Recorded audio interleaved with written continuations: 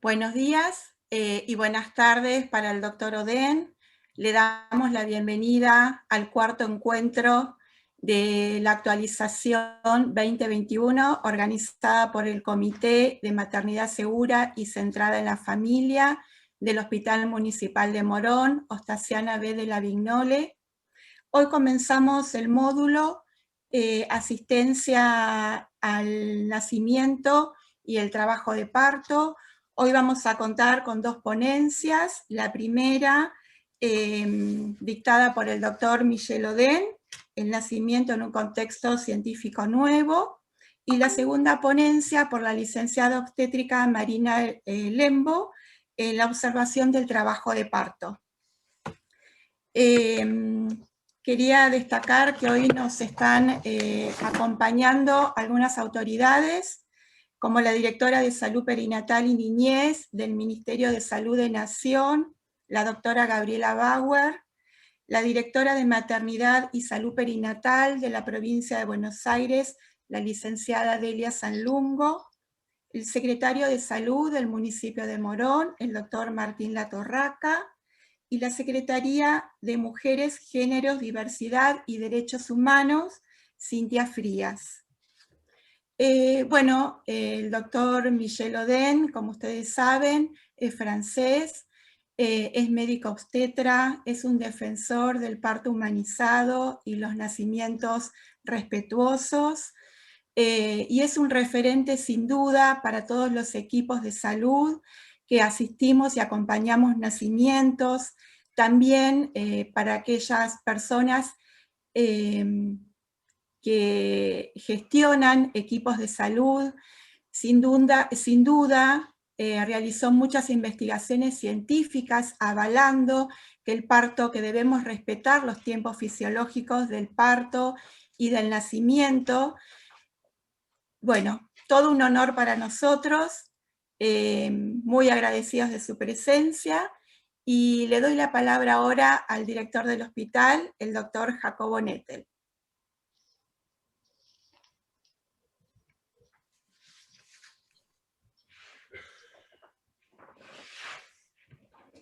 Jacobo, tenés que desmutearte. Jessy, ¿lo podés desmutear, por favor?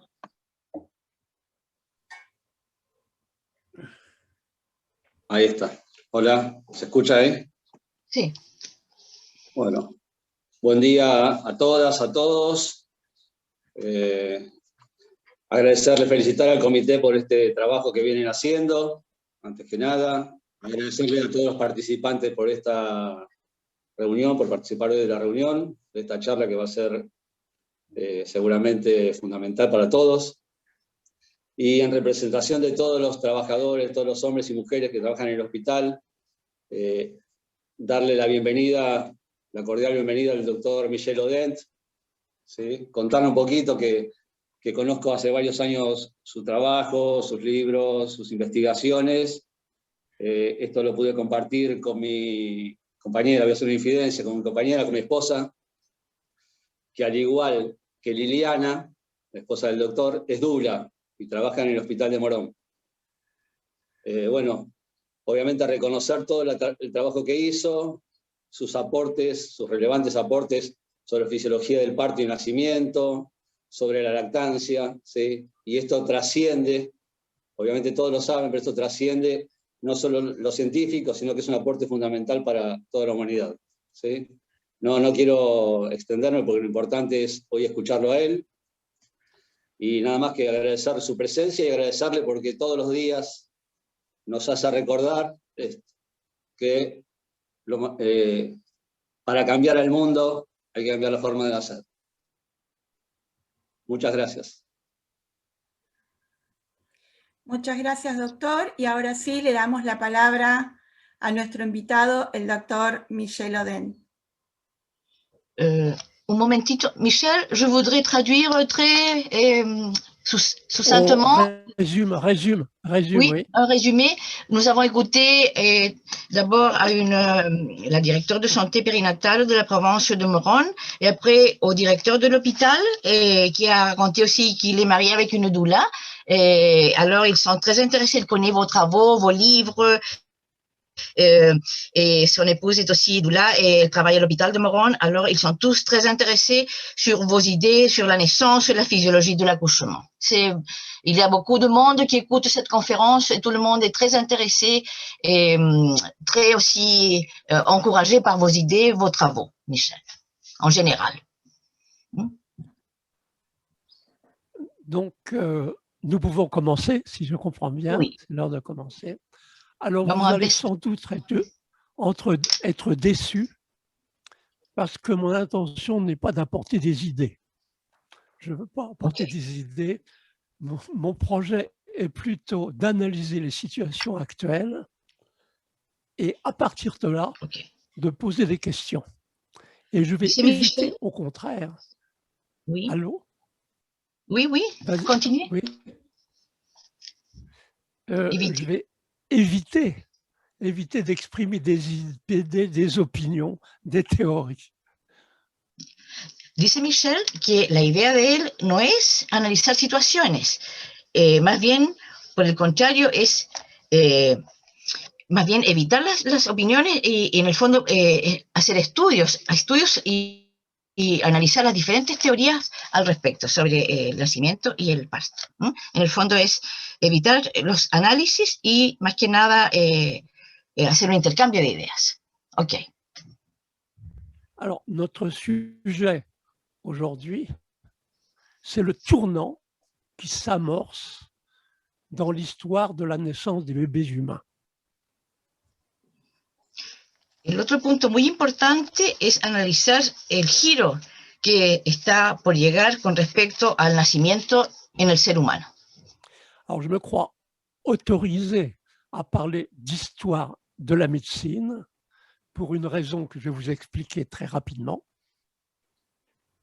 Yo me creo autorizado para analizar este punto por una razón que les voy a explicar ahora en breve. C'est que j'ai commencé mes stages hospitaliers en tant qu'étudiant en médecine en 1949. Yo empecé mi práctica hospitalaria como interno de medicina en el año 1949. Et depuis, j'ai suivi de près l'histoire de la médecine. J'ai vécu l'histoire de la médecine. Y a partir de ese momento he vivido muy de cerca la historia de la medicina. Et en particulier l'histoire de l'obstétrique. Especialmente la historia de la obstetricia. Je dois expliquer que j'ai été externe en obstétrique, ça veut dire étudiant en médecine avec des responsabilités mineures dans un hôpital parisien dès 1953.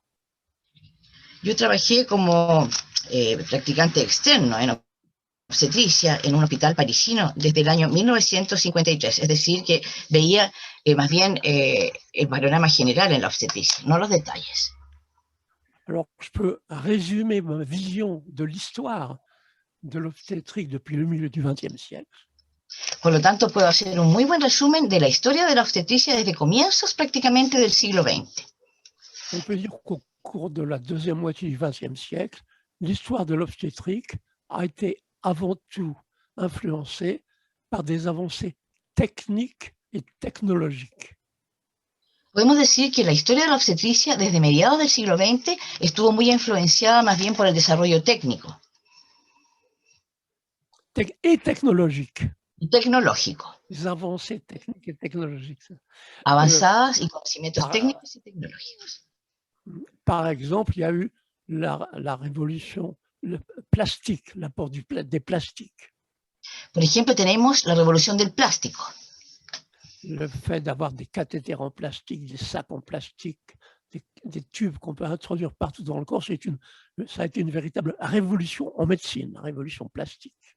El hecho de poder introducir catéteres de plástico, bolsas de plástico y otros aparatos de plástico, eso causó una verdadera revolución en la historia de la medicina.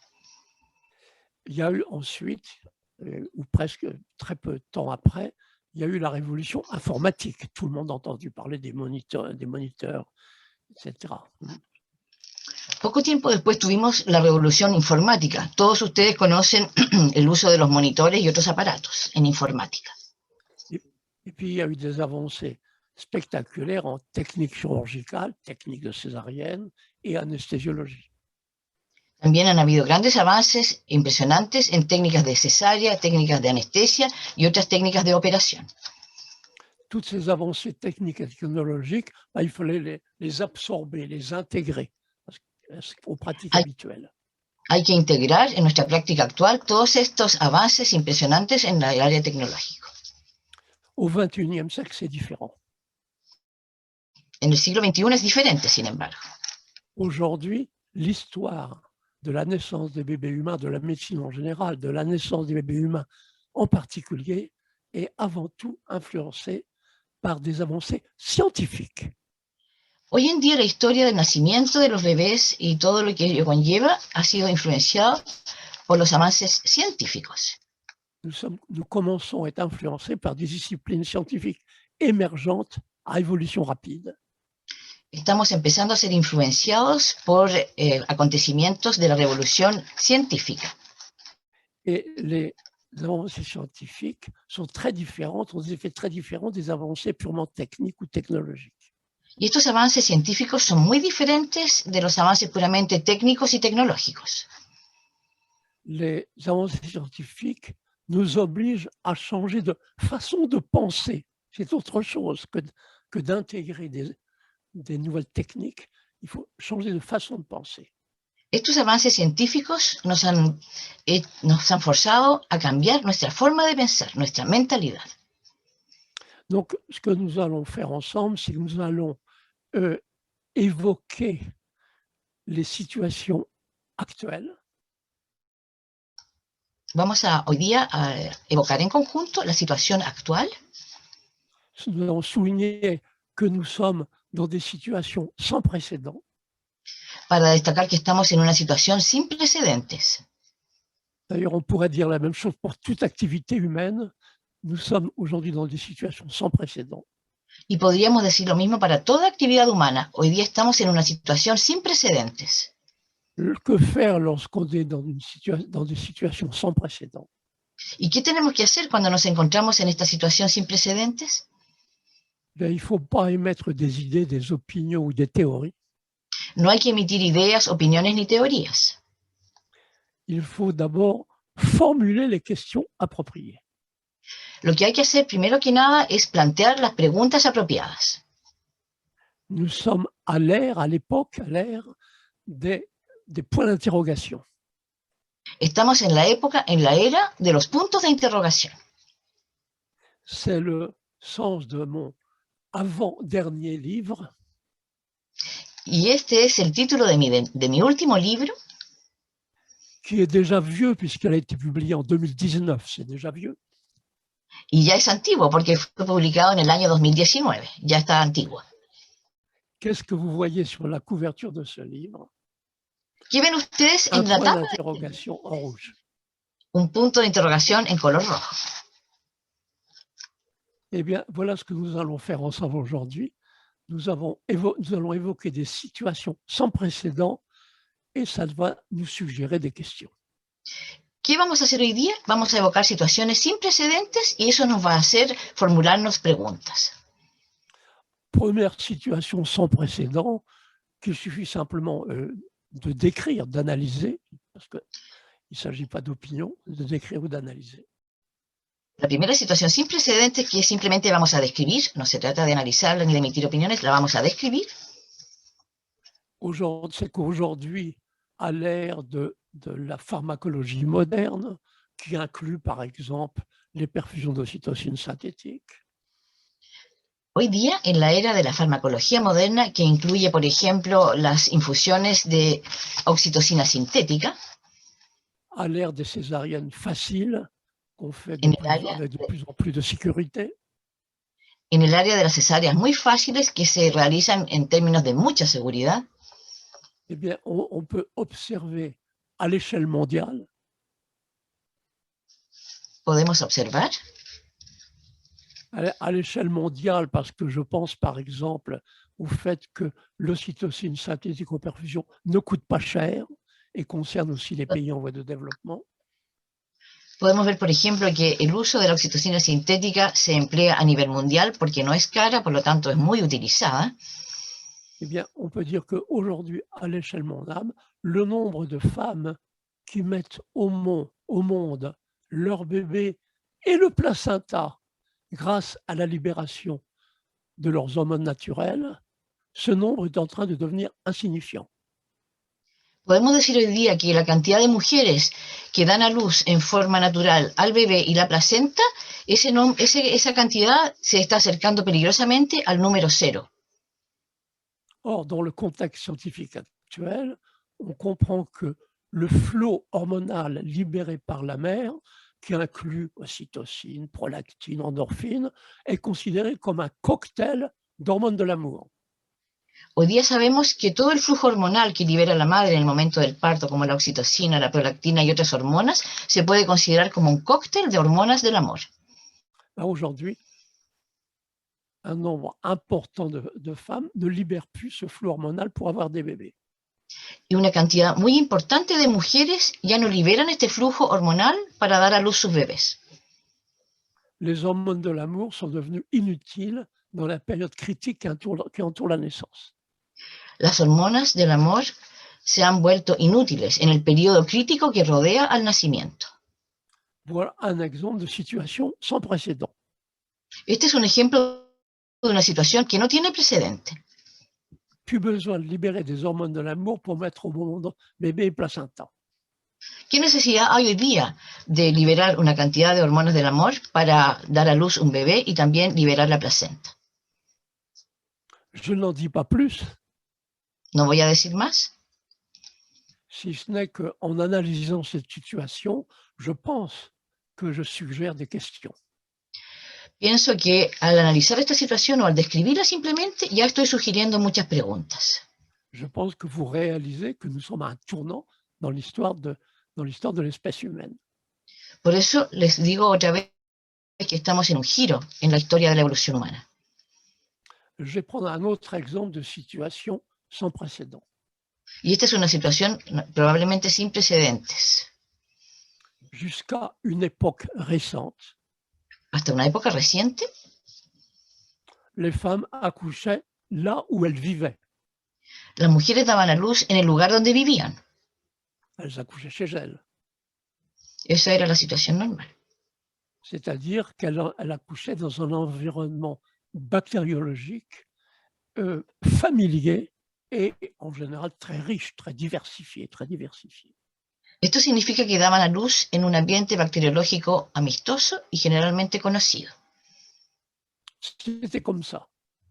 Así era antes. Aujourd'hui, pas besoin de longs discours pour dire que les femmes mettent au monde leur bébé ailleurs. Hoy día no necesitamos grandes discursos para simplemente explicar que las mujeres dan a luz en otra parte. Ailleurs que là où elles vivent. En otro lugar que no es el lugar donde ellas viven. Et dans un environnement bactériologique qui manque de diversité et qui n'est pas familier. Y en un ambiente al cual le falta diversidad y que no es familiar para ellas. Là encore, il s'agit de faits indiscutables, c'est comme ça, qui peuvent inspirer des questions. Este es un hecho indiscutible, es así, y eso nos permite plantearnos una serie de preguntas. Ces questions qu'il faut poser, bien sûr, en ce qui concerne les particularités de l'espèce humaine. Y son preguntas que hay que plantearse, por supuesto, en lo que concierne a las particularidades de la especie humana. La structure du placenta dans l'espèce humaine est spéciale et particulière. La estructura de la placenta en la especie humana es particular, es especial. Et inutile de rappeler que ça s'appelle une structure hémocoriale, ça n'a pas d'importance. Ce qu'il faut simplement comprendre, No es importante hablar de la parte técnica, simplemente hay que comprender una serie de situaciones. c'est que le placenta humain se caractérise par sa capacité à transporter les anticorps appelés IgG du courant sanguin maternel au courant sanguin fœtal. Lo más importante es recordar que la placenta tiene la particularidad de poder transportar los componentes de la sangre IgG desde la sangre de la madre hacia el bebé. Ce qui fait que quand le bébé humain vient au monde, Cuando un bebé humano llega al mundo, eh bien, aujourd'hui, il immédiatement colonisé par une grande diversité de microbes familiers, donc amicaux. Ya no es colonizado inmediatamente por una gran cantidad de microbios familiares, por lo tanto amistosos para él. C'est particulièrement important en ce qui concerne les questions qu'on doit poser dans l'espèce humaine. Y esto es particularmente importante en relación a las preguntas que deben plantearnos con respecto a la especie humana. Parce que les préoccupations de l'espèce humaine ne sont pas les mêmes que chez la plupart des autres mammifères. Porque las preocupaciones de la especie humana no son las mismas que las preocupaciones que existen en los otros mamíferos. Chez la plupart des autres mammifères, la priorité quand un bébé vient au monde, la priorité c'est l'accès au colostrum. En la mayoría de las otras especies mamíferas, la particularidad de ese nacimiento es que tienen acceso inmediato al calostro. Par exemple, le petit veau n'a pas reçu d'anticorps d'IgG avant de naître. Por ejemplo, un pequeño ternerito recibe inmediatamente los componentes de la sangre IgG en el momento de Donc, nacer. chez le petit veau, il y a une priorité, c'est l'accès immédiat et facile à la mamelle pour consommer du colostrum. Por lo tanto, la prioridad inmediata para ese pequeño ternerito es tener el acceso inmediato y urgente al calostro de su madre. Dans l'espèce humaine, même si le colostrum est bénéfique, il n'est pas vital, nécessaire pour survivre. En la especie humana, por el contrario, incluso sabiendo que el calostro es muy beneficioso para el bebé, no tiene acceso inmediato a él. On en a la preuve, puisque depuis l'époque où nos ancêtres ont commencé à dominer la nature, Y tenemos muchas pruebas. Por ejemplo, cuando nuestros ancestros empezaron a dominar la naturaleza, ce qu'on appelle la révolution néolithique, eso se llama la revolución neolítica, ils ont socialisé la période périnatale, empezaron a sociabilizar el periodo perinatal. ils ont introduit des rites et des croyances Y ahí ellos empezaron a introducir ritos y creencias qui ont pour effet de priver les nouveau-nés humains en colostrum. que tuvieron como resultado privar al recién nacido del calostro.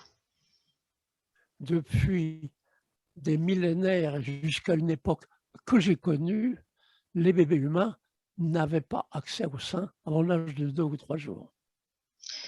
Desde hace mucho tiempo, incluso en una época que yo alcancé a conocer, el bebé humano no tenía acceso al seno materno durante los dos o 3 primeros días después de su nacimiento. Et ils survivaient. Y aún así sobrevivía. Tout ça, c'est pour souligner que les préoccupations dans l'espèce humaine ne sont pas les mêmes que chez la plupart des autres mammifères. Esto es para destacar que las preocupaciones en la especie humana no son las mismas que las preocupaciones en otros mamíferos. Dans l'espèce humaine, la première préoccupation, c'est une question: quels micro-organismes vont être les premiers à coloniser le corps du bébé, dès la naissance, dès les minutes qui suivent la naissance? En la especie humana, la pregunta clave es ¿qué tipo de microorganismos van a colonizar de inmediato el cuerpo del bebé? Est-ce que ce seront des microbes de grande diversité, familiers et donc amicaux? ¿Van a ser microbios de gran diversidad, por lo tanto familiares y amistosos para el bebé? Ou est-ce que ce sera le contraire? ¿O va a ser todo lo contrario?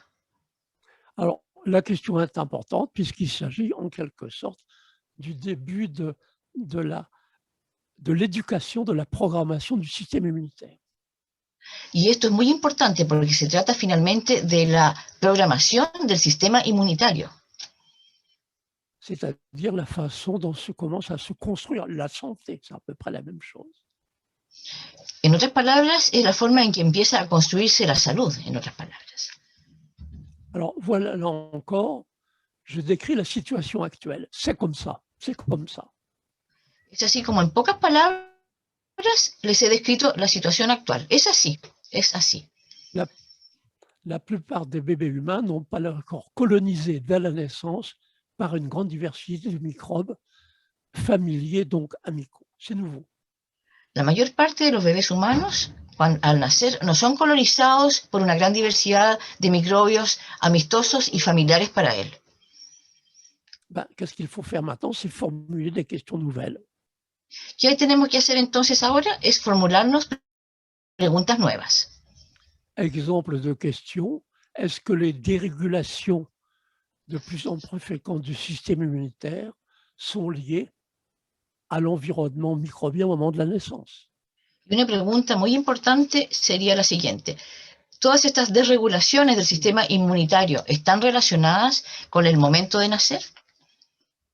Quand on parle de dérégulation du système immunitaire, on pense bien sûr d'abord aux maladies allergiques. Cuando hablamos de desregulaciones del sistema inmunitario, hablamos, por ejemplo, de las enfermedades alérgicas, Aux maladies auto-immunes de las enfermedades autoinmunes et aux maladies virales. Les maladies y de las virales enfermedades sont dans une virales. grande mesure peuvent dans une grande mesure considérées comme des dérégulations du système immunitaire. L'effet de dérégulation favorisé par des dérégulations du système immunitaire. En gran medida pueden considerarse como desregulaciones del sistema inmunitario. Là encore, je ne fais rien d'autre que décrire une situation sans précédent. Y sin embargo, lo único que estoy haciendo hasta el minuto es describir una situación sin precedentes. La naissance dans un environnement microbien qui n'est pas familier, qui manque de diversité, c'est sans précédent. Esta situación de un nacimiento en un ambiente que no es familiar es una situación nueva, que no tiene precedentes. Et les raisons que cela induit en ce qui concerne les questions qu'il faut formuler. Y estas son las razones que les estoy explicando para ver las preguntas que debemos plantearnos al respecto. Je vais encore évoquer une autre situation sans précédent. Voy a evocar otra situación que también no tiene precedentes. Bien entendu, vous avez tous entendu parler des lois de la sélection naturelle. Seguramente todos ustedes conocen las leyes de la selección natural, Elles sont aussi vieilles que la vie. que son las posibilidades que nos dan para crear vida. C'est-à-dire quelques milliards d'années. Esa es una ley que existe hace miles de años. Or, on peut observer que l'un des effets de la médecine de reproduction moderne, Y uno de los efectos de esta medicina de la reproducción moderna, ce qui inclut l'obstétrique, donde incluimos también a la obstetricia, c'est de neutraliser les lois de la sélection naturelle. ha sido neutralizar las leyes de la selección natural. Aujourd'hui, le nombre d'enfants par femme dépend d'autres facteurs que de sa façon d'accoucher. Hoy día la cantidad de niños que tiene cada mujer depende de otras cosas que no son su capacidad para dar a luz. Si une femme ne peut pas accoucher par elle-même, elle aura le nombre d'enfants qu'elle veut avoir grâce à la césarienne. Si una mujer no puede dar a luz por sí misma, puede tener la cantidad de niños que ella desee gracias a la cesárea. Les lois de la sélection naturelle sont neutralisées. Las leyes de la selección natural han sido neutralizadas. D'autres exemples. Jusqu'à aujourd'hui, la majorité des êtres humains étaient RH positifs. Otro ejemplo, la mayoría de los seres humanos hoy día son RH positivos. Et facile à comprendre pourquoi. Parce Y es que muy fácil comprender la razón. les femmes RH négatifs, statistiquement parlant, ne pouvaient pas avoir le même nombre d'enfants en bonne santé que les femmes RH positifs. Las mujeres que eran RH negativos, estadísticamente hablando, no podían tener la misma cantidad de niños que las mujeres que eran RH positivos. Donc seulement 16 ou 17% des êtres humains étaient RH négatifs, sélection naturelle. Por lo tanto, por selección natural, un porcentaje muy pequeño de niños era RH negativo. Aujourd'hui, avec la glutinantidée, on neutralise les lois de la sélection naturelle. Sin embargo, hoy día, con todas las técnicas existentes, neutralizamos esta ley de selección natural. Aujourd'hui, on sait qu'une présentation du siège par le siège à terme est avant tout, en grande partie, en relation avec des facteurs génétiques, paternels et maternels. Hoy día sabemos que el parto en posición de nalgas es un tema que tiene mucho que ver con la genética. Donc, la plupart des bébés se présentent jusqu'à présent par la tête. La mayor parte de los bebés nacen siempre por la cabeza. La cabeza es lo primero que sale. Statistiquement parlant, c'est un avantage. Y eso es una ventaja. puisque c'est en règle générale plus dangereux moins dangereux, disons, de naître la tête la première.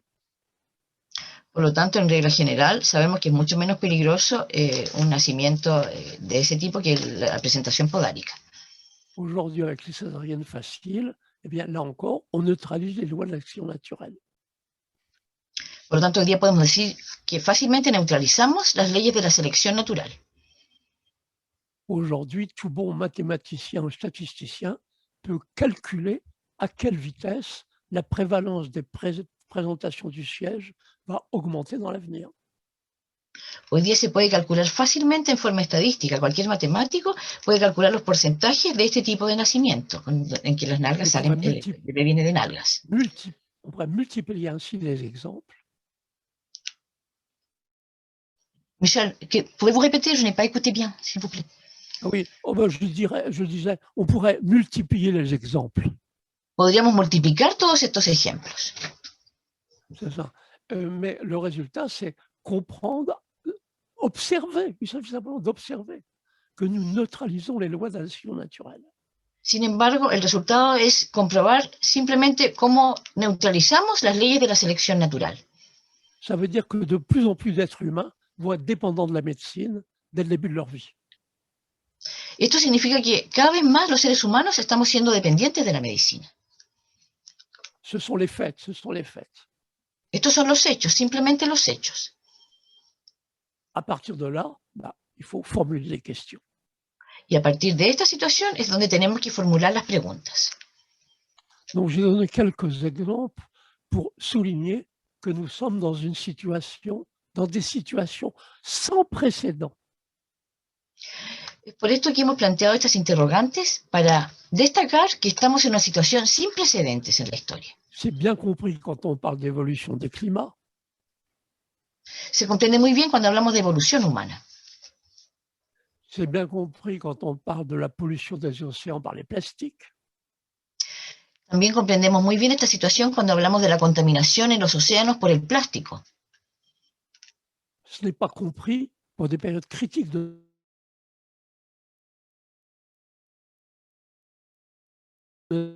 l'être humain. El nacimiento de la especie humana. Alors, bien entendu, certains d'entre vous peuvent dire tout ça, ce sont des raisons de pessimisme. Por supuesto, muchos de ustedes pueden dar fe de estos hechos y comprobarlo. Donc, il faut chercher à trouver des raisons d'optimisme pour compenser. Sin embargo, tenemos que encontrar razones para ser optimistas, razones para pensar en forma optimista. Il y a des raisons d'optimisme. Y hay razones para estar optimistas.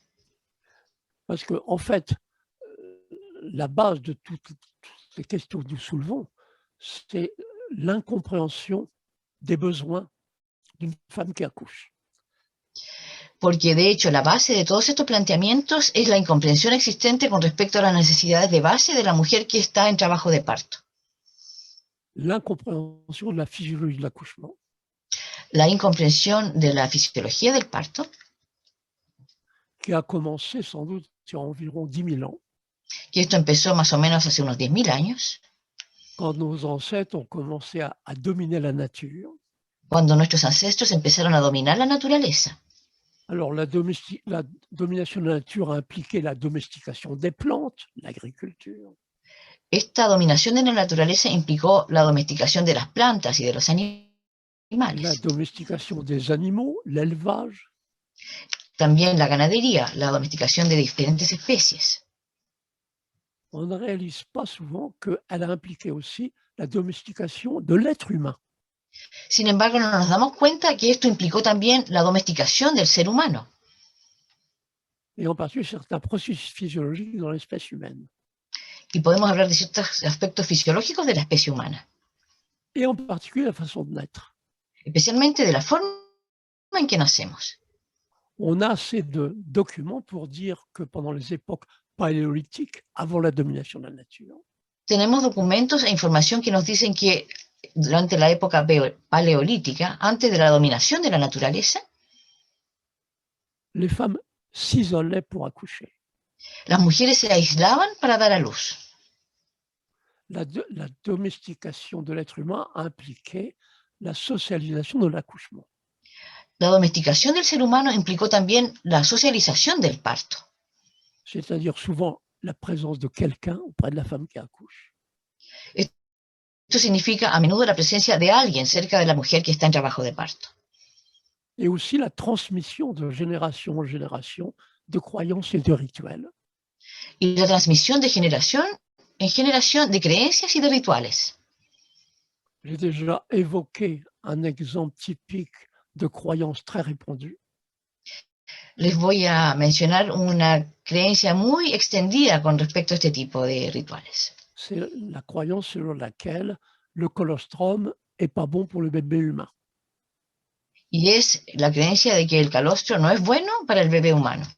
Alors, au cours des millénaires, la socialisation de l'accouchement s'est modifiée, s'est diversifiée jusqu'à une époque récente. Durante miles de años, la domesticación se produjo y todo este proceso de sociabilización se fue incrementando en la historia del ser humano. Avec la forme ultime de socialisation de l'accouchement, Y llegamos a la forma última de socialización del parto, ont été la masculinisation de l'environnement que se denomina la masculización del medio ambiente et la médicalisation de l'environnement. y también la medicalización del ambiente.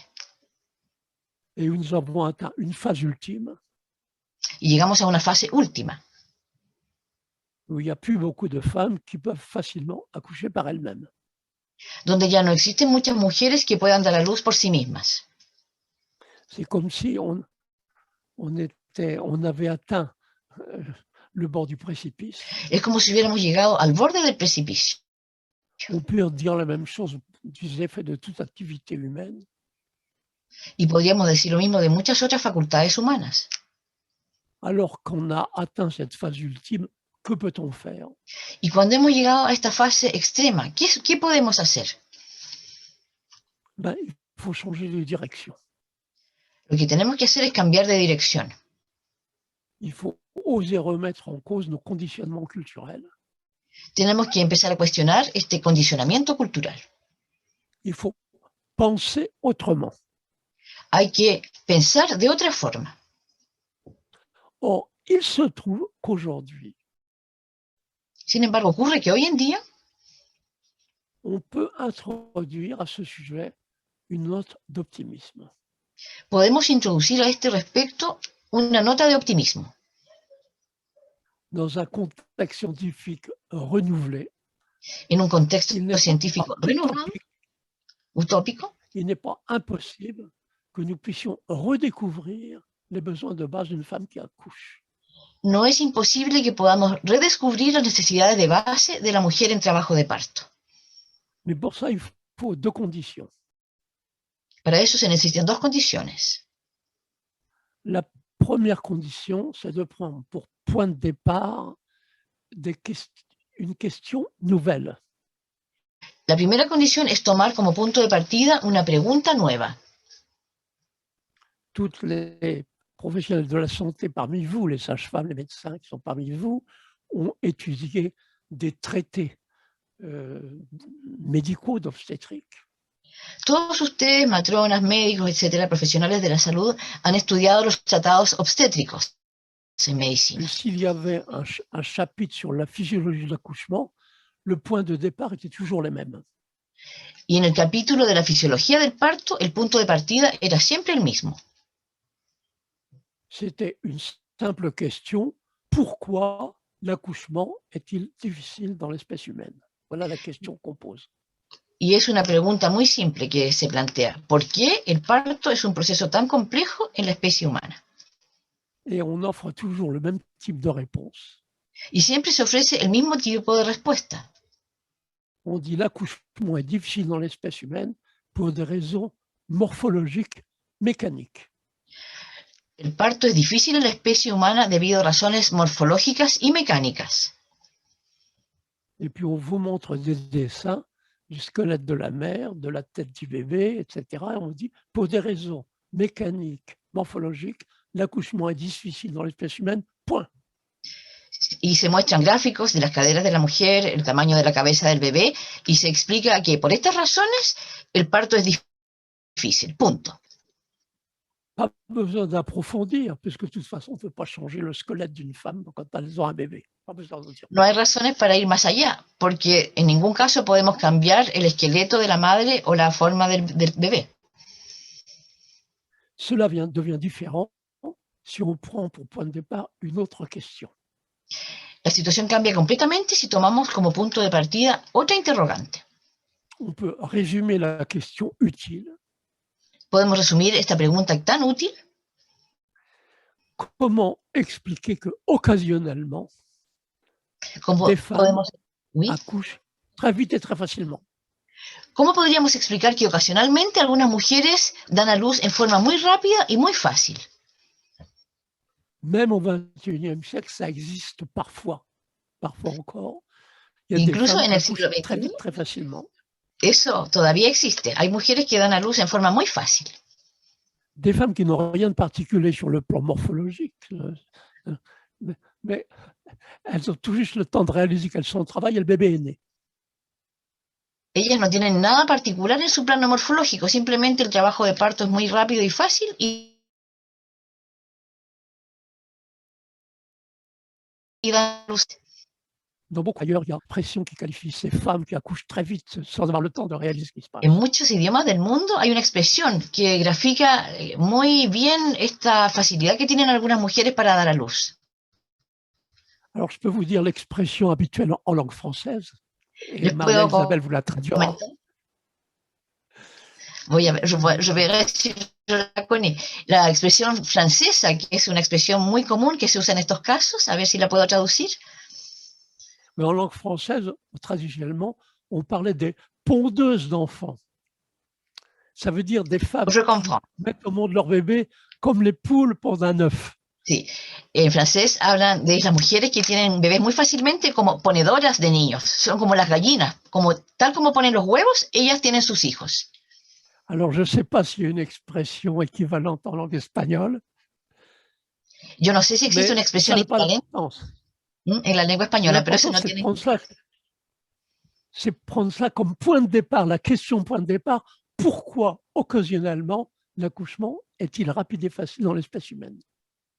Lo que importa es que tomemos esta pregunta como punto de partida. ¿Por qué ocasionalmente algunas mujeres dan a luz muy fácilmente en la especie humana? Alors, si on prend comme cette question comme point de départ, on réalise que jusqu'à présent, on a surévalué l'importance des facteurs mécaniques.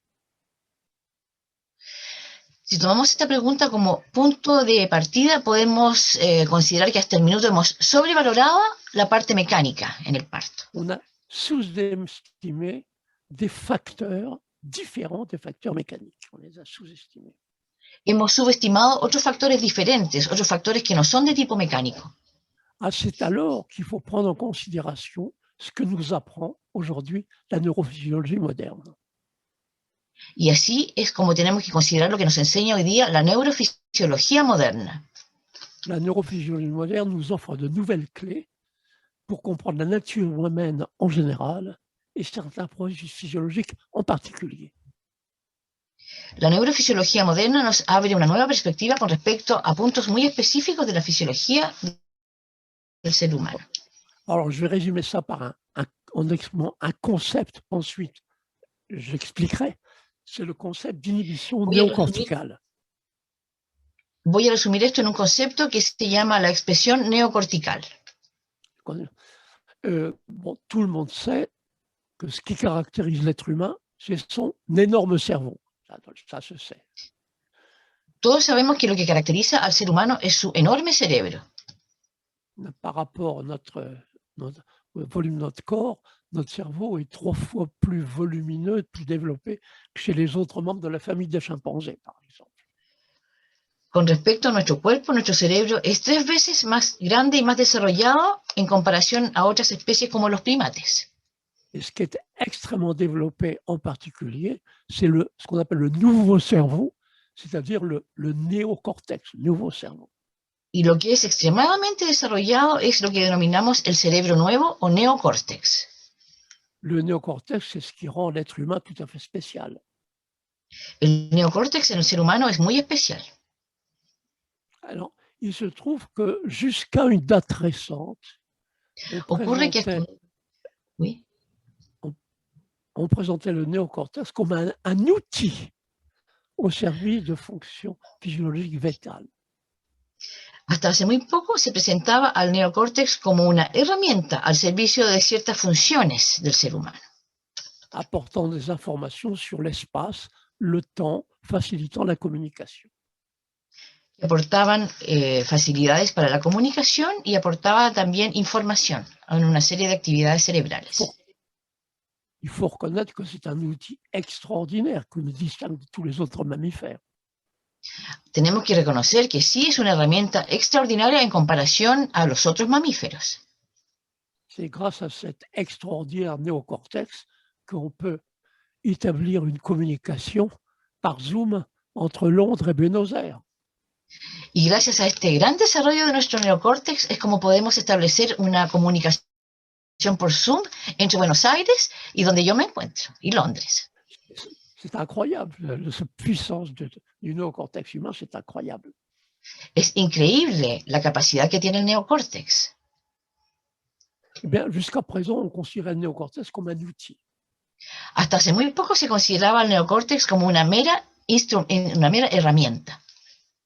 Aujourd'hui, grâce à la neurophysiologie en plein développement, on comprend de mieux en mieux que ce n'est pas si simple que ça. Hoy día, gracias a la neurofisiología, que es una especialidad en pleno desarrollo, comprendemos que no es todo tan simple. Et on comprend que dans certaines situations, c'est presque le contraire. Comprendemos que en una situación muy específica pasan muchas otras cosas. Dans certaines situations, l'activité du néocortex peut inhiber, gêner, rendre plus difficile des fonctions physiologiques. En ciertas situaciones, la actividad del neocórtex puede inhibir, molestar o interrumpir otras funciones fisiológicas. Ça, c'est le processus, c'est l'inhibition néocorticale. Y eso es un proceso que se denomina la inhibición neocortical. C'est en train de devenir une clé pour comprendre certains processus physiologiques dans l'espèce humaine. Y esa es la clave para comprender ciertos procesos fisiológicos en la especie humana. Moi, je vais simplement donner quelques exemples de fonctions physiologiques habituellement inhibées par l'activité néocorticale. Les voy a dar algunos ejemplos de funciones fisiológicas que se han visto inhibidas por la función neocortical. Le sens de l'odorat. El sentido del olfato. Buvez un verre de vin, votre sens de l'odorat est renforcé. Cuando se toma un vaso de vino, nuestro sentido del olfato se ve incrementado. Ça a été évalué scientifiquement. Eso ha sido evaluado científicamente. Vous buvez une boisson alcoolisée, vous réduisez le contrôle néocortical. Cuando bebemos un vaso de alguna bebida alcohólica, reducimos el control neocortical. Une fonction physiologique, l'olfaction, est renforcée. Y ciertas funciones fisiológicas primitivas se ven reforzadas. Alors, on pourrait donner beaucoup d'autres exemples. Podríamos dar muchos otros ejemplos. Je suis persuadé que beaucoup d'entre vous ont étudié les réflexes archaïques, les réflexes primitifs. Estoy convencido de que muchos entre ustedes han estudiado los reflejos arcaicos, los reflejos primitivos. Ce sont des réflexes qu'on met en évidence chez le nouveau-né. Que son evidentemente muy fuertes en el recién nacido, mais qui seront inhibés par la suite pour un certain développement de l'activité néocorticale. pero que luego son inhibidos en gran parte por el desarrollo de esta actividad neocortical. Donc, c'est facile à faire comprendre le concept d'inhibition néocorticale.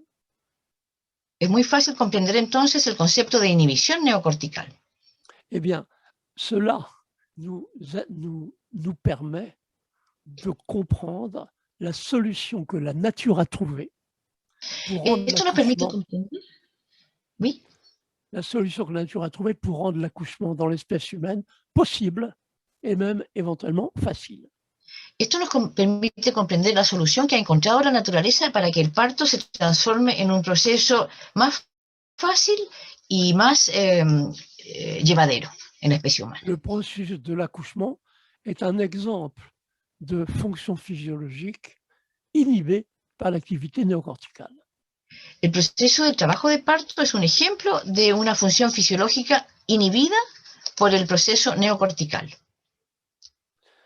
Eh bien, lorsqu'on a compris cela, soudain, on peut offrir une nouvelle façon d'interpréter ce qui se passe pendant l'accouchement dans l'espèce humaine.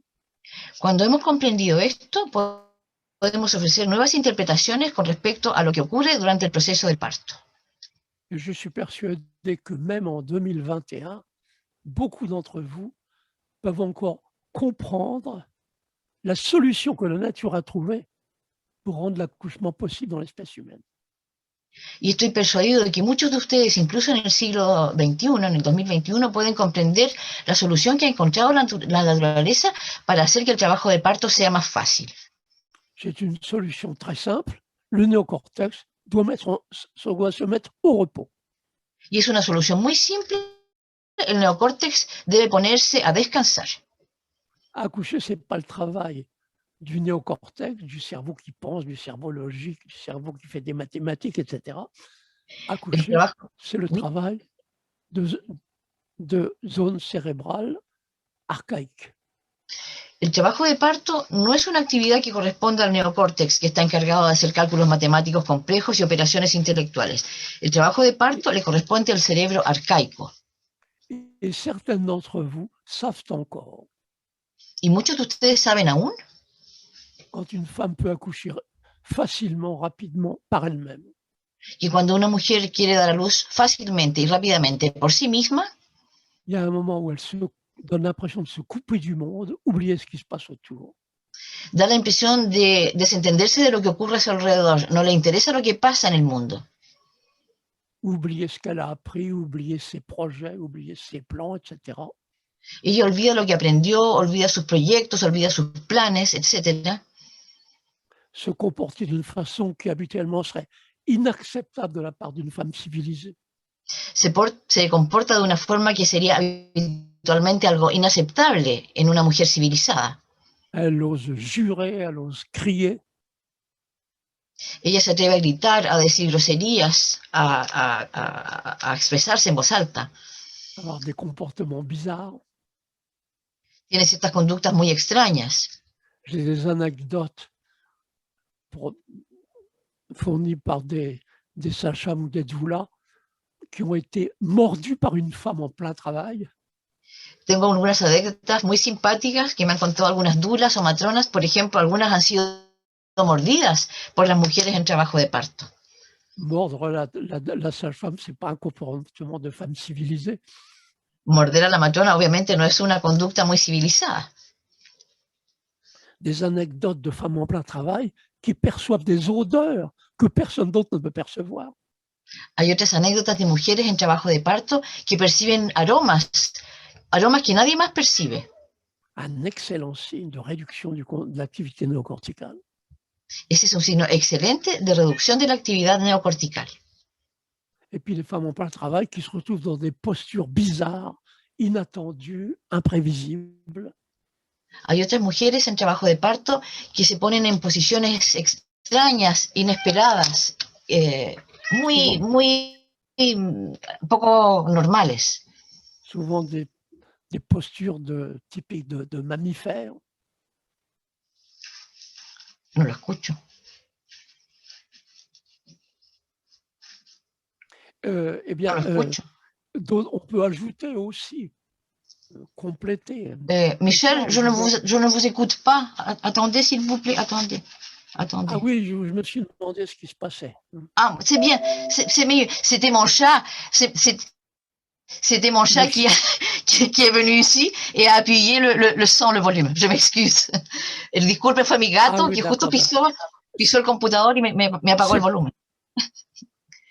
C'est pas la première fois qu'on a des problèmes avec le chat de Maria Isabel. C'est vrai. Dice que no es la primera vez que hay problemas con mi gato. C'est la deuxième fois. Oui, es la segunda vez. Alors qu'on parle de mammifères non humains, eh bien, le chat intervient.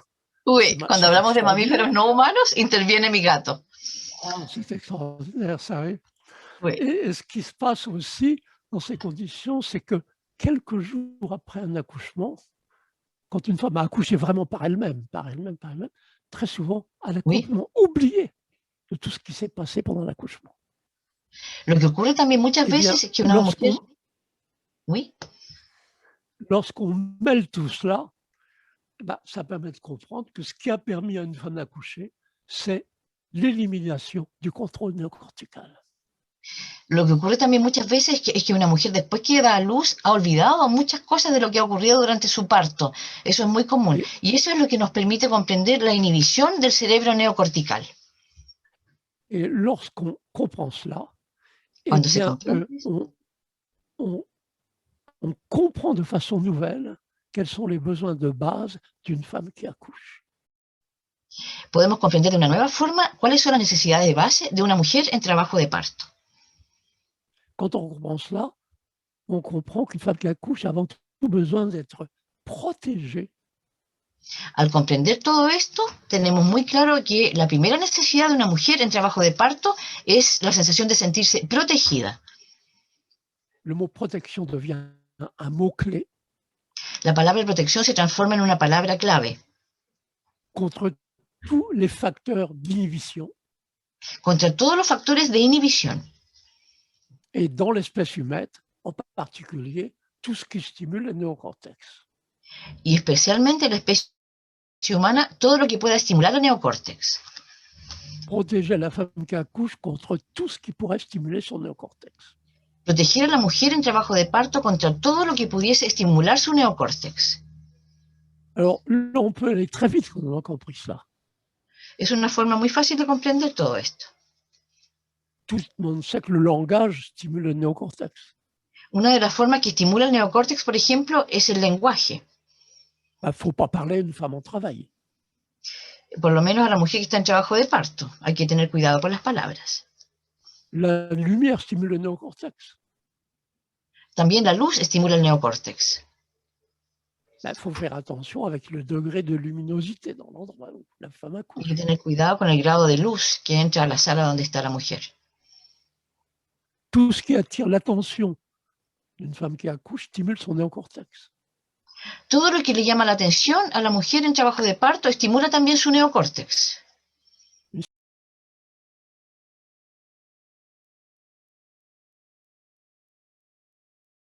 À ma gauche.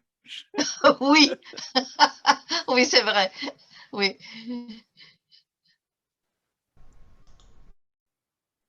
J'ai l'impression que les hommes sont partis. Non? Parece que los varones se fueron, dice Michelle. ¿Se asustaron? Oui, ils sont un peu effrayés. No, no fue el gato. No, fue la municipalidad. Yo no tuve nada que ver, menos mal. Nos asustamos todos.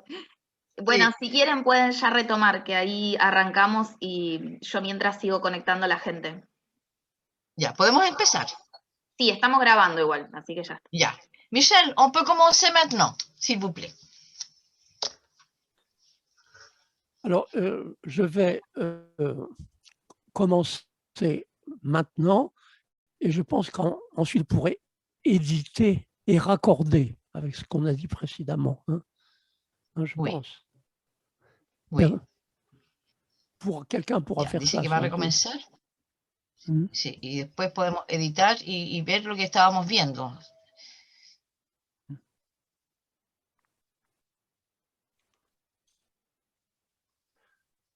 Alors, lorsqu'on a compris de façon nouvelle quels sont les besoins de base d'une femme qui accouche, lorsqu'on a compris qu'elle a avant tout besoin de se sentir protégée contre tout ce qui pourrait stimuler son néocortex, ensuite, il n'y a pas besoin de longs discours. Qu'est-ce que ça veut dire? Il suffit de rappeler quels sont les principaux stimulants du néocortex. Ça veut dire que quand une femme accouche, il ne faut pas lui parler. Le langage, c'est une stimulation du néocortex. Il faut faire attention au degré de luminosité. La lumière stimule le néocortex. Il faut éviter tout ce qui peut stimuler son attention. Par exemple, si elle se sent observée, elle va s'observer elle-même, faire attention à elle-même. il faut éviter qu'il y ait alentour quelque chose qui puisse l'inquiéter. Si elle est inquiète, si elle a peur, il faut qu'elle fasse attention, c'est une stimulation du néocortex. Donc, l'important, c'est de comprendre que le mot-clé aujourd'hui, c'est protection. Une femme qui accouche a avant tout besoin de se sentir protégée contre tout ce qui pourrait rendre l'accouchement plus difficile. Et dans l'espèce humaine, c'est avant tout protégé contre tout ce qui pourrait stimuler son néocortex. Eh bien, ça, c'est remettre en cause des millénaires de conditionnement culturel, de façon de penser. Jusqu'à présent, depuis ce qu'on appelle la révolution néolithique, eh bien, c'est comme si on pensait qu'une femme n'a pas le pouvoir d'accoucher par elle-même. Il suffit d'évoquer le vocabulaire, évoquer les mots-clés qu'on utilise couramment quand on parle des besoins d'une femme qui accouche. On met toujours l'accent sur le rôle actif de quelqu'un d'autre que la mère et le bébé. La mère et le bébé, ce sont les deux acteurs obligatoires pendant l'accouchement. Mais quels sont les mots-clés aujourd'hui dans les livres, etc. Oui, oui. Je peux traduire maintenant parce que sinon… Oui, j'ai oublié l'interprète. Oui, oui. Non, mais j'ai appris ce que vous avez dit. Je vais faire un résumé. Dice Michelle que hizo un pequeño resumen de lo que ya estábamos viendo antes que se interrumpiera la conexión con Zoom.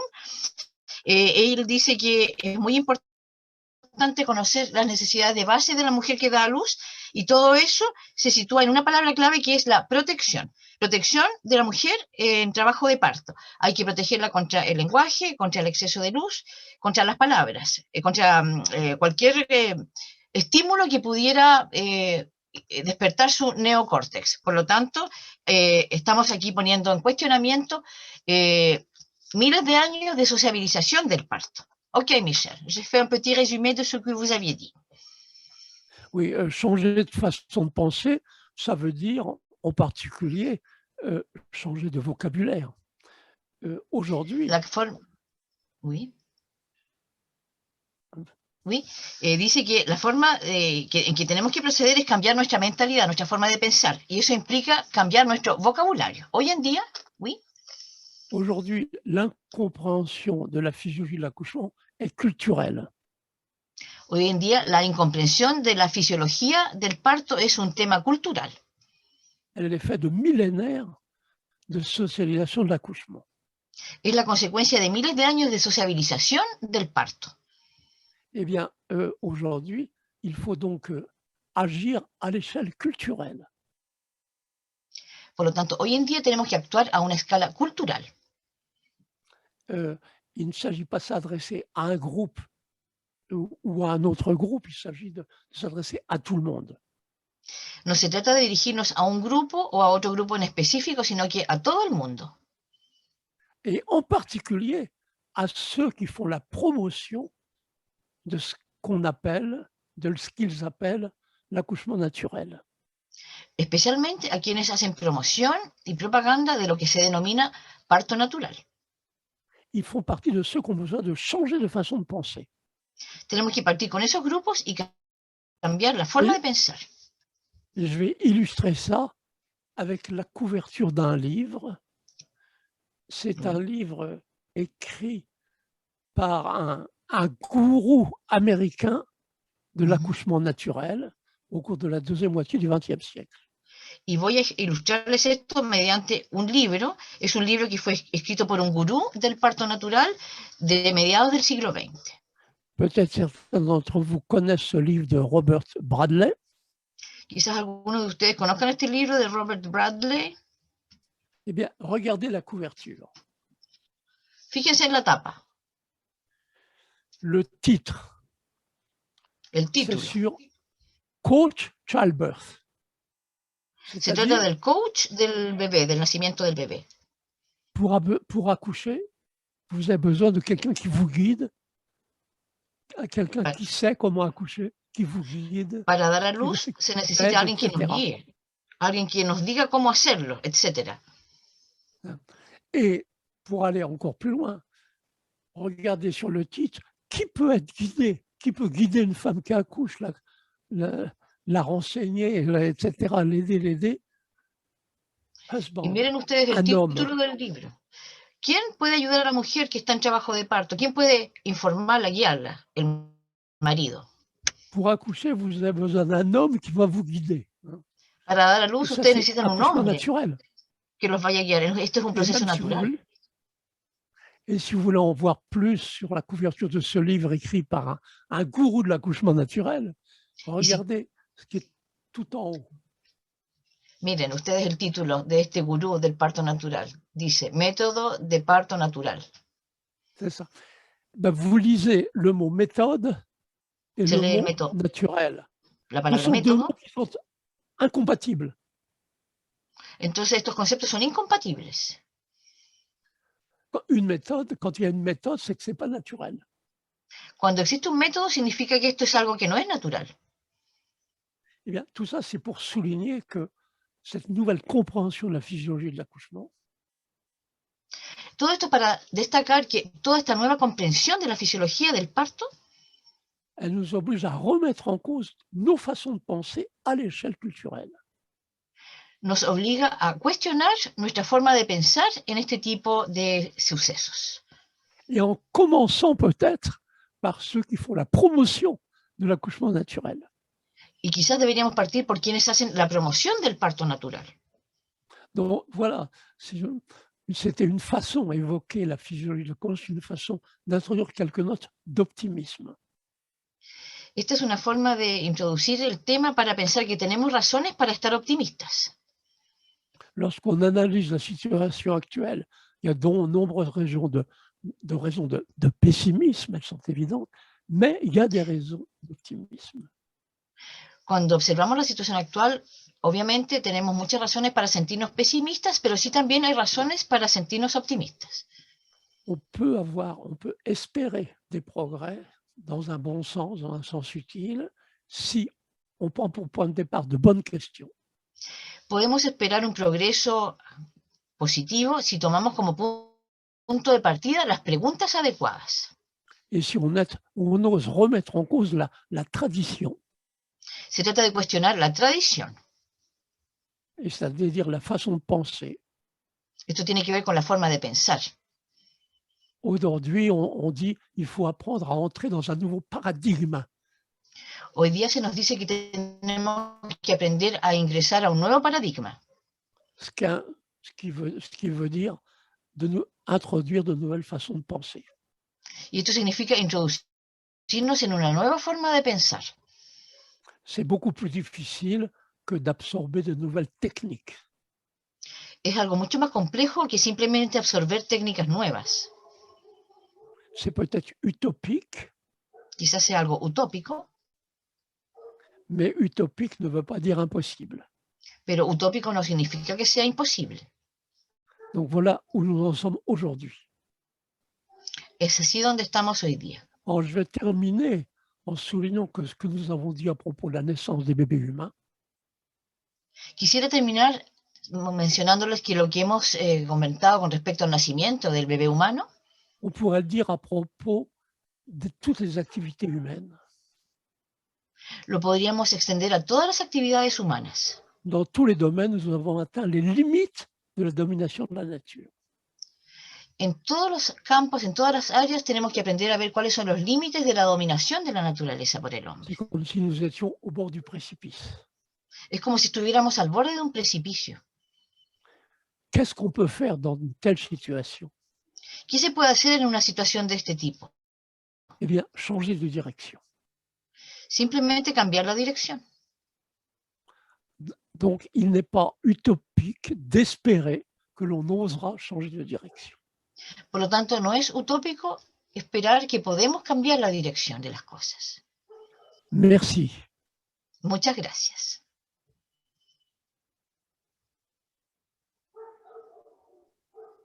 Sil. Muchas gracias, doctor Oden. La verdad es que un placer escucharlo.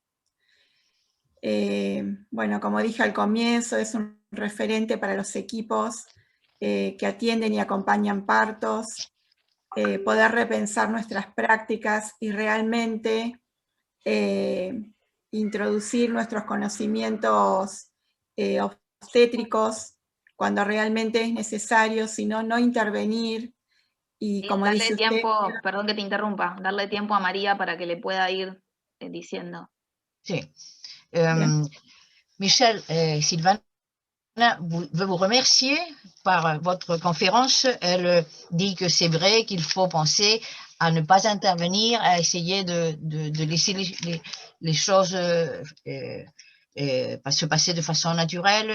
Vous êtes un référent pour tous eux et elle veut simplement vous remercier par votre conférence. Merci, merci. Nos quedamos con este concepto importante que el equipo de salud debe proteger el nacimiento. On reste avec le concept si important de la protection. L'équipe de santé Oui. doit protéger la naissance. Protéger. También creemos que este es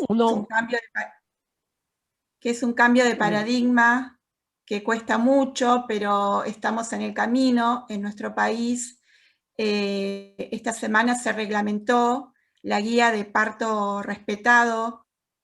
Así que bueno, tenemos mucho para trabajar. Nosotros tenemos una ley en la Argentina hace muchos años, pero esta semana se pudo implementar y se tiene que hacer un trabajo muy profundo en nuestro país, pero estamos en el camino. Yeah. Michel et Sylvana nous dit qu'en Argentine, cette semaine, ils vont autoriser une loi qui s'appelle Guide pour l'accouchement respecté. C'est très important pour eux.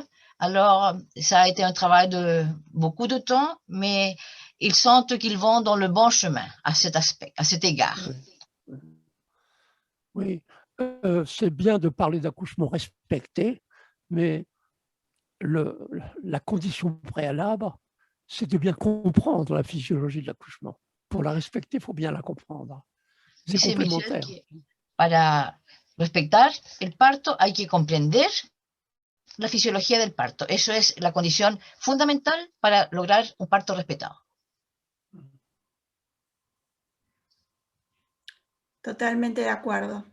Yo más o menos le había contado al doctor Oden que formamos un comité en nuestra maternidad con una mirada integral, multidisciplinaria, justamente para tener una mirada más amplia del proceso de nacimiento y fundamentalmente poder cambiar este paradigma. Oui. Michel, à l'hôpital de Moron, Sylvana nous dit qu'ils ont formé un comité multidisciplinaire qui étudie tous les aspects de l'accouchement pour justement essayer de changer ce paradigme. Mais il faut commencer par étudier la physiologie. Hay que partir estudiando la fisiología. Et il faut commencer par essayer de comprendre le concept d'inhibition néocorticale. Il faut commencer par cela, c'est ça l'important. Lo más importante es comenzar a comprender a cabalidad el concepto de inhibición neocortical. Eso es fundamental. Dans mon dernier livre publié en espagnol, en mi último libro que fue publicado en español, c'est celui-là. Es este libro.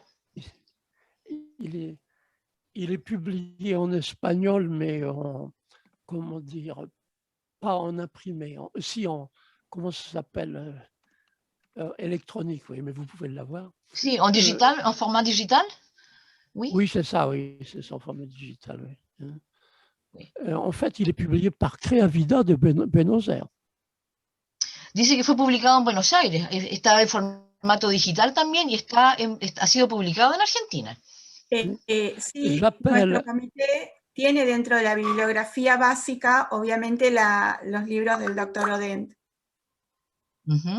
Oui, ils ont dans leur bibliographie, Michel, vos livres, dans leur comité de santé. Y compris celui-là. ¿Y tienen este último también? Ese no lo tenemos.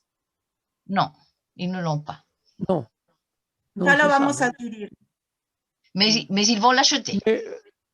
Oui, ça. Mais dans tous mes livres, il y a ce que j'appelle le plat de résistance, comme on dit pendant un repas au restaurant, le plat de résistance. Ok. Dice que en todos sus libros está lo que se llama el plato fuerte, como en un restaurante, que se habla del plato fuerte, el plato principal. Le plat de résistance, c'est l'inhibition néocorticale. Y ese plato fuerte es nuevamente la inhibición neocortical. Ce qui caractérise l'accouchement dans l'espèce humaine. Es lo que caracteriza el parto en la especie humana. Et puis il y a la sauce. Y luego tenemos la salsa, el acompañamiento. C'est-à-dire que, quel que soit le sujet, on parle de beaucoup de choses, mais c'est la sauce. Cualquiera que sea el tema, cuando hablamos de algo, también hay un acompañamiento. Il faut toujours revenir au plat de résistance, l'inhibition néocorticale. Siempre tenemos que volver al plato principal, al plato fuerte, que es la inhibición neocortical. C'est ce qui est essentiel et très mal compris. Es lo esencial y es muy mal comprendido. Surtout dans les milieux qui font la promotion de l'accouchement naturel. Sobre todo en los medios que hacen promoción de parto natural. C'est une bonne intention de vouloir respecter l'accouchement, Es muy bueno poder respetar el parto, mais il faut commencer par bien comprendre la physiologie. pero hay que comenzar comprendiendo muy bien la fisiología del parto. On ne peut pas respecter les processus physiologiques si on ne les comprend pas. No podemos respetar los procesos fisiológicos si no los comprendemos. Or, c'est difficile de les comprendre après des millénaires de socialisation de l'accouchement. Y es complicado comprenderlos con miles de años de sociabilización del parto. María, acá puedo dejar que una persona se desmutee para hacerle una pregunta. Luciana Fortuny quería hacer una pregunta. Ya. Michelle, il y a une question de Luciana, s'il vous plaît. Ya, ¿cuál es la pregunta? Se tiene que desmutear, a ver, no salió bien la conexión con Luciana. Bueno, no importa, pasamos a la otra que estaba, que es Marina Lembo, que hizo una acotación y quiero que te podés desmutear, Marina, para hacerle la pregunta. No, más que pregunta era, está editado el libro por la editorial Crea Vida, Ya. acá en Argentina. Ya. Michel, votre livre a été publié par l'éditorial Crea Vida en Argentine. Il est publié. Oui, ça, l'avenir de Homo. Oui. Oui, sí, él sabe, dice que sí. Conoce esa editorial. Mais pas en papier, en Pero está en Kindle. formato de papel. On peut l'avoir sur Amazon. Se puede comprar por Amazon, por lo que él tiene entendido. Mais pas en papier. Pas encore. Todavía no ha sido publicado en papel. Todavía no. Mais mon tout dernier livre Y hay un último libro n'a été publié que la semaine dernière en anglais. Salió la semana pasada en inglés. Le titre, c'est La planète océan. Y el título es el Océano Planeta. Avec en sous-titre nos connexions mystérieuses avec l'eau. Y el subtítulo es Nuestras conexiones misteriosas con el agua. Pourquoi le titre Planète Océan? ¿Por qué este título, Planeta Océano? Regardez une map monde. Miren ustedes el globo terráqueo. C'est avant tout de l'eau, c'est avant tout de l'océan. La Vean Terre ne prend pas beaucoup de place. En gran parte, el planeta está formado por el océano. Les océans sont très profonds. Y los océanos son muy profundos. 95% des êtres vivants sont dans les océans, pas sur la Terre. El 95% de los seres vivos está en el océano, no está sobre la Tierra. Donc, dans ce livre, j'étudie la relation entre les êtres humains et l'eau. En este libro estudio la relación que existe entre los seres humanos y el agua. Alors, ça me conduit, on me pose une question à ce sujet pour expliquer ce livre. Y eso nos lleva a plantearnos otra pregunta al respecto. Vous savez que dans les années 1970, j'ai introduit le concept de piscine d'accouchement. Recuerden ustedes que en la década del 70 introduje el concepto de piscina de parto. ce qui m'a conduit à m'intéresser à la relation entre les êtres humains et l'eau. Eso me llevó a interesarme en la relación existente entre los seres humanos y el agua. Et au fur des années, j'ai élargi mon intérêt pour les relations entre les êtres humains et l'eau. Y a través de los años aumenté mi interés en esta relación entre los seres humanos y el agua. Et dans mon dernier livre, je vais jusqu'à étudier la colonisation de l'océan Pacifique. Y en mi último libro menciono la colonización del Océano Pacífico Par nos ancêtres navigateurs. por nuestros ancestros que fueron navegantes. Comment nos ancêtres, tels que par exemple, Homo néandertal, étaient déjà des navigateurs. Como por ejemplo, ya el hombre de Neandertal ya era un navegante. Donc c'est tout un livre avec de nombreux sujets qui se complètent sur les relations entre les êtres humains et l'eau. En este libro se mencionan las relaciones complejas que existen entre el ser humano y el agua.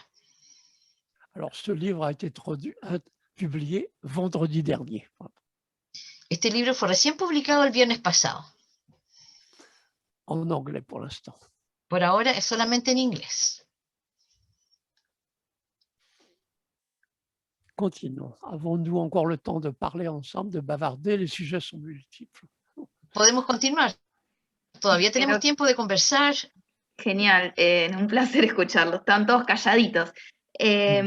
Acá Romina pregunta, ¿qué influencia observa en el desarrollo de los partos que está teniendo esta pandemia? ¿Qué influencia está teniendo la pandemia en el desarrollo de los nacimientos? Creo que se refiere a eso, ¿no? Yeah. Michel, il y a une question de Romina. Elle demande quel est l'effet ou la conséquence sur l'accouchement de cette pandémie, la pandémie que nous sommes en train de vivre à cet instant-là. Quel est l'effet sur les accouchements? Oui, il y a eu de nombreux effets, bien entendu. C'est difficile de résumer. Il semble que les femmes enceintes qui ont un système immunitaire adapté à la grossesse. Dice que hay muchos efectos. En una mujer embarazada, su sistema inmunitario se adapta al embarazo. Et qui doivent s'adapter à cette greffe qu'est le fœtus. Le fœtus est une greffe pour la femme enceinte. Y la mujer embarazada debe adaptarse a este nuevo organismo que es su feto. Es como un agregado, ¿cómo llamarlo? Un injerto que estaba, de cierta forma, que estaba presente en su organismo. Donc les femmes enceintes qui ont un système immunitaire, dans une certaine mesure, déprimé. Por lo tanto, en cierto sentido, la mujer embarazada tiene un sistema inmunitario un tanto deprimido. Sont plus vulnérables, un peu plus vulnérables que le reste de la population vis-à-vis de ce virus. Y son un poquito más vulnerables que el resto de la población. Donc voilà déjà ce qu'on peut dire a priori. Eso es lo que podríamos decir a priori. On peut dire aussi que cette pandémie a eu pour effet de transformer l'environnement au moment de la naissance. También podemos decir que esta pandemia ha tenido como consecuencia la transformación del ambiente que rodea el nacimiento. On a réduit le nombre de personnes qui pouvaient être présentes pendant l'accouchement. Se ha reducido el número de personas presentes durante el parto. Surtout personnes faisant partie de la famille. Personas sobre todo que pertenecen a la familia. Mais peut-être qu'on a augmenté le nombre de personnes faisant partie de l'équipe hospitalière. Quizás se aumente la cantidad de personas que forman parte del equipo hospitalario. Et jusqu'ici, il y a des questions qu'on n'a pas soulevées. Y hasta ahora hay preguntas que no hemos planteado. En pensant à long terme. Pensando a largo plazo. Dans quelle mesure le moment de la naissance est important pour l'éducation du système immunitaire de l'enfant? ¿Hasta qué punto durante el nacimiento es importante todo esto en el desarrollo del sistema inmunitario del niño? Comme il faut s'attacher à des problèmes à court terme, à court terme immédiatement, ce qu'on peut faire immédiatement, on oublie le long terme. Cuando nos abocamos a ver los problemas a corto plazo, tendemos a olvidar las consecuencias a largo plazo. Comment se développe le système immunitaire, c'est une question à long terme. On s'y intéresse très peu. cómo desarrollar el sistema inmunitario es una pregunta a largo plazo que no ha sido tan relevante hasta ahora. Donc, ce sont des questions sur lesquelles il faudra revenir plus tard avec du recul. Son temas y preguntas sobre los cuales tendremos que volver otra vez con una mirada retrospectiva. Il y a aussi des effets sur les taux de natalité. Hay efectos también e influencias sobre la tasa de natalidad, Avec des variations selon les pays. con variaciones según los países. Mais dans beaucoup de pays, il semble qu'il y ait eu une réduction de la natalité. En muchos países ha habido una reducción de la natalidad. C'est surtout évident en Chine, mais là, il y a beaucoup de facteurs en jeu. Ha sido evidente sobre todo en China, pero hay una serie de factores que han contribuido a esta situación. Donc, c'est des questions qu'il faudra revoir avec du recul. On est un peu tôt pour en dire plus. On est encore en pleine pandémie. Es una pregunta que vamos a tener que ver en retrospectiva, porque todavía hay mucho tiempo, porque todavía estamos en plena pandemia. Bueno, muchas gracias. Dice acá Noelisa Mora, dice, ¿existe alguna modificación en la microbiota del bebé que nace dentro de la piscina de parto? Yeah. Michel, une question de Noélie, elle demande s'il y a une modification dans la microbiote du bébé qui naît dans une piscine d'accouchement. Est-ce qu'il y a un changement dans sa microbiote? C'est très intéressant parce que c'est une question utile. Es algo muy interesante porque es una pregunta útil. Mais c'est une question que jusqu'ici les scientifiques n'ont pas abordée. Es una pregunta que hay que plantear con un criterio científico, si no, no se puede abordar. Et pour cela, il faudrait prendre en considération deux types de lieux de naissance. Y para eso habría que considerar dos tipos de medios de nacimiento. Comme toujours quand on parle de bactériologie, Como siempre cuando hablamos de bacteriología, il y a toujours deux environnements de naissance à considérer. Siempre hay que considerar dos ambientes de nacimiento. Il y a l'accouchement à la maison et l'accouchement ailleurs. Está el parto en casa y el parto en otro lugar. Sur le plan de l'environnement à la naissance, c'est ça qu'il faut considérer, deux sortes de naissance, à la maison ou ailleurs. Por lo tanto, desde el plano del nacimiento hay que considerar estos dos lugares, en casa o en otro lugar. Ailleurs, il est impossible d'imiter, de remplacer l'environnement microbien qu'on a chez soi. C'est pas En possible. otro lugar es imposible reemplazar el medio ambiente microbiano que existe en nuestra casa. Donc, en ce qui concerne l'environnement bactériologique, il faut opposer la naissance à la maison à la naissance à l'hôpital. Y dentro del plano bacteriológico hay que hacer un contraste, hay que oponer el nacimiento en el hospital con el nacimiento en casa. Quand une femme accouche chez elle, c'est une garantie que le bébé va naître au milieu d'une grande diversité de microbes familiers, donc amicaux. Cuando un bebé nace en casa, es una garantía que va a nacer en un medio provisto de gran cantidad de microbios familiares y amistosos. Les microbes apportés par la maman, par le chien domestique, par la grande sœur, ils sont familiers et amicaux. Los microbios aportados por la mamá, por el gato doméstico, por la hermana mayor, todos ellos son familiares y amistosos. Donc peut-être que dans le cas d'une naissance à la maison, il ne faut mieux pas créer artificiellement un environnement microbien différent.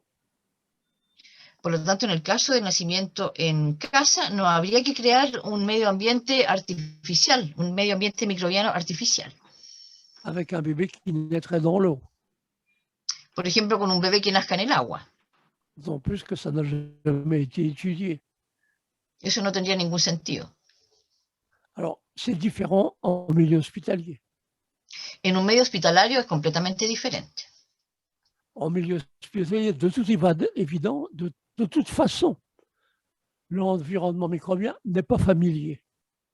En un medio hospitalario, evidentemente, los microbios, el ambiente no va a ser familiar. Et de toute façon, il est pauvre. Y es pobre en ese aspecto. Donc les questions se posent différemment. Por lo tanto, las preguntas hay que hacerlas de otra forma. On peut dire que dans le cas particulier où un bébé naîtrait dans l'eau à l'hôpital, Habría que decir que en el caso particular de un bebé que nazca en el agua en un hospital, c'est une espèce de garantie que les premiers microbes qui vont coloniser son corps sería un hecho garantizado que los primeros microbios que van a colonizar su cuerpo sont des microbes familiers pour la mère. serían microbios familiares para la madre. Quand une femme accouche dans l'eau ou ailleurs, bah non seulement elle met au monde le bébé, Cuando una mujer da a luz en el agua, va a dar a luz no solamente a su bebé, mais aussi elle fait caca, elle también puede introduit hacer caca. des microbes de son intestin dans l'eau, etc. Donc c'est différent. Va a haber productos de su intestino, una serie de otros microbios. Es una situación diferente. Donc ce sont des questions qu'il faut aborder de multiples façons. Entonces, estas son preguntas que hay que abordar desde múltiples aspectos. Et il est important, comme toujours, d'opposer deux façons de naître. Lo importante, como siempre, es contrastar dos formas de nacer. Chaque fois qu'il est question de bactériologie, il faut toujours opposer deux façons de naître. Siempre desde el plano bacteriológico hay que oponer estas dos formas de nacer. Il y a la naissance à la maison et la naissance ailleurs. Es el nacimiento en casa y el nacimiento en otro lugar. Votre question, elle est extrêmement importante pour souligner qu'on ne sait presque rien sur ces sujets. On ne sait presque rien. Esta pregunta es muy importante para señalar que no sabemos prácticamente nada al respecto. Prácticamente nada. Donc il faut se méfier, il faut être prudent. Por lo tanto, hay que ser muy prudente. Et puis oser formuler des questions. Y obviamente aprender a formular las preguntas a este respecto. Pouvons-nous continuer? Est-ce que Maria Isabelle est épuisée? Oui, moi je suis très bien, Michel. On peut continuer, pas de problème pour moi. Au contraire. Tu vas bien? Ah oui. Oui. Sí, podemos no quería seguir. interrumpir, perdón. Justo acá hay dos preguntas que se complementan, por eso ya te lo digo, y una de las chicas puso, Micaela Blanco, dice, en Europa la tendencia es que las mujeres vuelvan a parir en sus casas, o también es complicado incorporar estos conceptos. O sea, si la tendencia en Europa es volver a parir en casa. Y otra pregunta que pone otra de las chicas, ¿existe una tendencia actual de volver al parto natural en domicilio? ¿Es conveniente un parto en el hogar? Nada, justo las dos apuntan a lo mismo, como para resumir el concepto. Okay. Michel, il y a deux questions qui sont très semblables. La première, c'est quelle est la situation en Europe? Est-ce que l'accouchement à la maison est devenu populaire ou c'est plus commun? Et l'autre question, est-ce qu'il y a une tendance à l'accouchement à la maison maintenant, dans l'actualité? Oui, on pourrait dire que les tendances sont à peu près les mêmes partout. Podríamos decir que las tendencias son más o menos iguales en todas partes. On peut dire qu'aujourd'hui, l'immense majorité des êtres humains naissent à l'hôpital. Hoy día podríamos decir que la inmensa mayoría de los seres humanos nacen en un hospital. Que l'on soit en Chine, au Japon, en Amérique latine, ou dans les pays scandinaves, et même en Hollande, la plupart des bébés naissent à l'hôpital. C'est comme ça. Ya sea que estemos en China, en Japón, en América Latina, en los Países Bajos, la mayor parte de los bebés nacen en un hospital. Es así. Il y a quelques variantes. Il y a quelques? Et même entre des pays très proches les uns des autres. Je n'ai pas bien écouté, Michel. Pouvez-vous répéter, s'il vous plaît? Oui, les tendances sont partout les mêmes, mais il y a quelques variantes, y compris entre des pays très proches les uns des autres. Dice que las tendencias son siempre las mismas, pero hay algunas variantes, incluso en países que están muy cercanos los unos de los otros. Par exemple, on pourrait comparer la France et la Grande-Bretagne, deux pays très proches les uns des autres. La France y la Bretagne. On va de Paris à Londres par le train en 2 heures. Vamos de París a Londres por este tren de alta velocidad. Mais en Grande-Bretagne, la naissance à la maison est organisée. En Gran Bretaña, el nacimiento en casa es algo organizado. Il y a des sages-femmes communautaires qui sont envoyées dans les maisons de femmes qui veulent accoucher chez elles et qui font partie du Service national de santé. Existe una serie de matronas que pertenecen al Servicio Nacional de Salud en Gran Bretaña y que pertenecen a comunidades y que van a atender partos en casa. Esto está organizado. En France, il y a très peu de sages-femmes qui s'occupent de naissance à la maison. Sin embargo, en Francia hay muy pocas matronas que trabajan en partos en casa. Elles sont à l'extérieur du système national de santé. Pertenecen al Sistema Nacional de Seguridad, pero están en la parte externa Elles sont souvent marginalisées. y muchas veces son marginalizadas. Mais ça ne représente pas des différences énormes sur un plan statistique. Esto no representa grandes diferencias en un plano estadístico. Je n'ai pas les dernières statistiques, mais en Grande-Bretagne, les taux de naissance à la maison sont de l'ordre de 2%. En Gran Bretaña, la tasa de nacimiento en casa es más o menos del orden de un 2%. En France, ils sont beaucoup moins que 1%. En Francia, sin embargo, es mucho menos del 1%. Donc, il y a des différences, mais les tendances sont partout les mêmes. Hay diferencias, pero las tendencias son generalmente las mismas en todas partes, Y compris en Hollande. incluyendo a Londres. En Hollande, où les taux de naissance à la maison étaient encore de l'ordre de 30% vers 1970, par exemple. Había una tasa de un 30% de nacimientos en casa en la década del 70 en Londres. Et maintenant, ils sont de moins de beaucoup plus bas que cela. Je n'ai pas les derniers chiffres, mais infiniment plus bas que cela. Les tendances sont les mêmes qu'ailleurs. Sin embargo, en la actualidad son muchos menos. No tengo el porcentaje exacto, pero la tendencia es a la baja, igual que en muchos otros lugares. C'est pour ça, quand on parle de façon de naître, il faut se mettre à l'échelle mondiale. Por eso, cuando hablamos de forma de nacer, tenemos que situarnos en una escala planetaria. Les tendances sont partout les mêmes. Sin embargo, las tendencias en todas partes son las mismas. Et les tendances sont même très similaires lorsqu'on compare des pays économiquement très développés et des pays économiquement relativement pauvres. Y las tendencias son las mismas considerando incluso el desarrollo económico. Hay países muy desarrollados económicamente y otros que son extremadamente pobres. Sin embargo, la tendencia es la misma. Même dans des pays très pauvres, on peut avoir des taux de césarienne très élevés. En países muy pobres hay tasas de cesárea extremadamente elevadas. Et les perfusions d'oxytocine synthétique ne coûtent pas cher. Y las perfusiones con oxitocina sintética son muy baratas. Donc, en fait, il faut parler de tendance à l'échelle mondiale. Por lo tanto, tenemos que hablar de tendencias a escala mundial. C'est pour ça que quand nous parlons ensemble, eh bien, il ne faut pas toujours mettre l'accent sur ce qui se passe en Argentine. Por eso, cuando hablamos entre nosotros, obviamente tenemos que poner un énfasis en lo que ocurre en Argentina. Il faut penser à l'échelle mondiale. Pero también tenemos que pensar en una escala mundial. Pensez par exemple que les taux de césarienne sont plus élevés en Chine qu'en Argentine. Sabemos obviamente que las tasas de cesárea son más elevadas en China que en Argentina. Mais les tendances sont les mêmes. Sin embargo, las tendencias son las mismas.